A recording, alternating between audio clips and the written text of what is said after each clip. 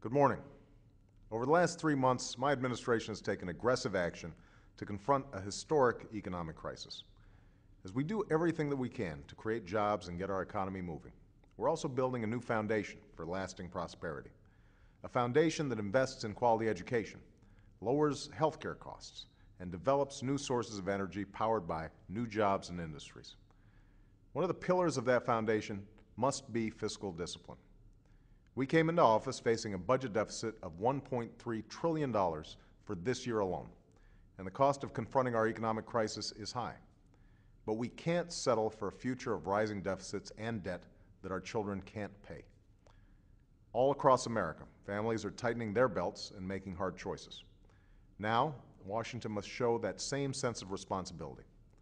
That's why we've identified $2 trillion in deficit reductions over the next decade, while taking on the special interest spending that doesn't advance the people's interests.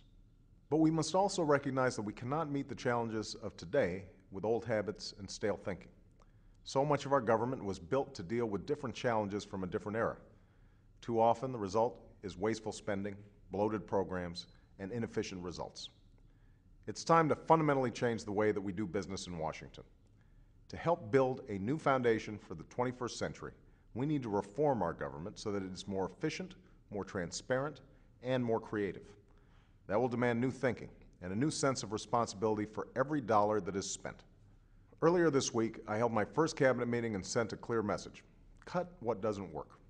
Already we've identified substantial savings, and in the days and weeks ahead, we will continue going through the budget line by line and will identify more than 100 programs that will be cut or eliminated. But we can't stop there. We need to go further, and we need an all-hands-on-deck approach to reforming government. That's why I'm announcing several steps that my administration will take in the weeks ahead to restore fiscal discipline while making our government work better. First, we need to adhere to the basic principle that new tax or entitlement policies should be paid for. This principle, known as PAYGO, helped transform large deficits into surpluses in the 1990s. Now, we must restore that sense of fiscal discipline. And that's why I'm calling for Congress to pass PAYGO legislation like a bill that will be introduced by Congressman Barron Hill, so that government acts the same way any responsible family does in setting its budget. Second, we'll create new incentives to reduce wasteful spending and to invest in what works. We don't want agencies to protect bloated budgets. We want them to promote effective programs. So the idea is simple. Agencies that identify savings will get to keep a portion of those savings to invest in programs that work.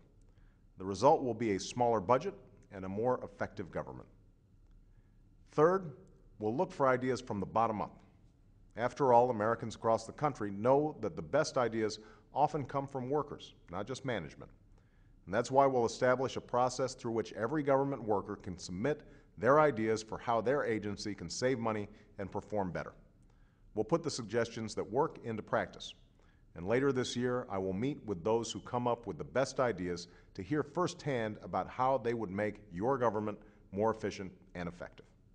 And finally, we will reach beyond the halls of government. Many businesses have innovative ways of using technology to save money, and many experts have new ideas to make government work more efficiently. Government can and must learn from them. So later this year, we will host a forum on reforming government for the 21st century, so that we're also guided by voices that come from outside Washington. We can't sustain deficits that mortgage our children's future, nor tolerate wasteful inefficiency. Government has a responsibility to spend the people's money wisely and to serve the people effectively. I will work every single day that I'm president to live up to that responsibility and to transform our government so that it is held to a higher standard of performance on behalf of the American people. Thanks.